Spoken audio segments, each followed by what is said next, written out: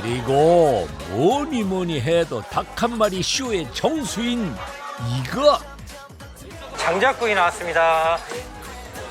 테이블당 한 마리씩은 장착한 갑부표 장작구이 통닭입니다. 어때?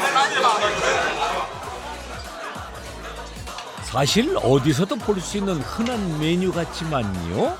유독 이곳엔 남녀노소 입맛 보기 위해 찾는 사람들로 북적거립니다.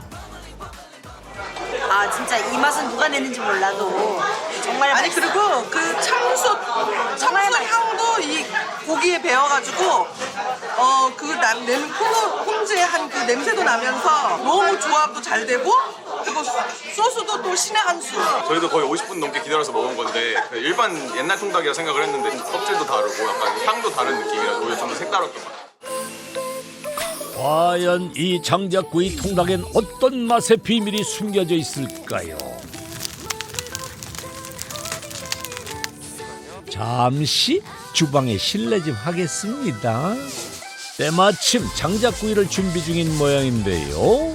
겉바속촉 통닭을 위해 갑부가 많은 시행착오 끝에 선택했다는 지금의 화로 닭.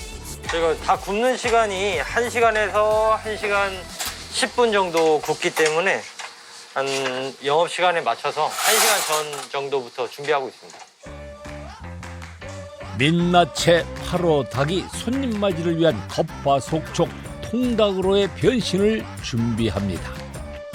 그리고 메이크오버의 필수품인 장작마저도 갑부는 신중을 기한다는데요.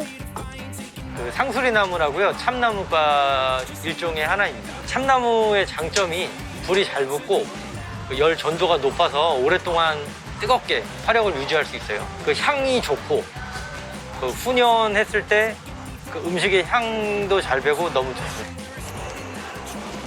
여기에 갑부의 굽는 스킬만 더하면 이제부터 본격적인 닭 한 마리 쇼타임이 펼쳐집니다. 저희가 1시간 정도 굽잖아요. 그러면 한 20분 정도? 20분마다 위아래 위치 좀 바꿔주면서 한 50분까지는 계속 센 불에 구워요. 그러다가 좀 닭의 상태를 보면서 마지막 10분은 약간 불을 조금 줄여서 약불, 중불 정도 해서 마무리를 하고 있습니다. 그렇게 겉바속촉 통닭을 향한 뜨거운 여정의 시간이 계속되고 그 뜨거운 여정의 동반자는 다름 아닌 갑부겠죠. 평일 주말 할 거 없이 한 5번 정도 굽는 것 같아요.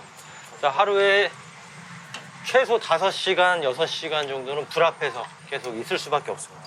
여름은 정말 힘들어요. 앞에가 가만히 있어도 땀이 줄줄 흐릅니다. 그렇게 뜨거운 쇼맨 헌석 씨의 피땀 눈물이 만들어낸 장작구이 통닭. 잠시만요. 지나갈게요. 이제 제대로 손님 맞이를 하면 되는 건가 했더니 통닭에 배를 가릅니다.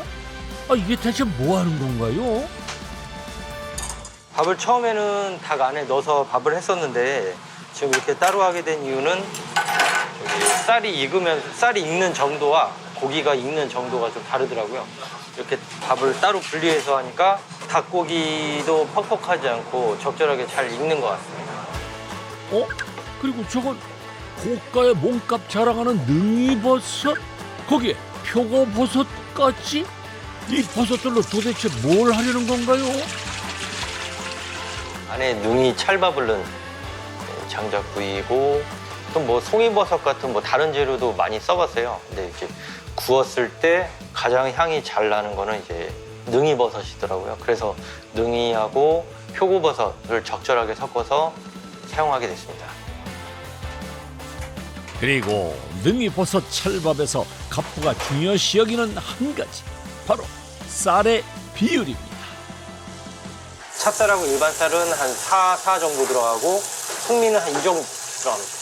옛날에는 이거 찹쌀로만 했었는데 이 비율대로 적절하게 섞어보니까 약간 찰기도 더 있고 씹히는 맛도 괜찮더라고요.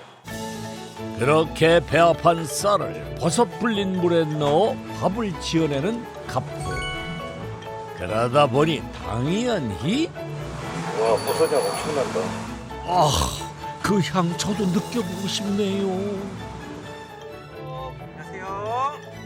이제 향부터 압도적인 능이버섯 찰밥은 잘 구워진 통닭의 품으로 자리를 잡고 겉바속촉 완연한 자태를 뽐내며 손님 맞을 준비 완료합니다.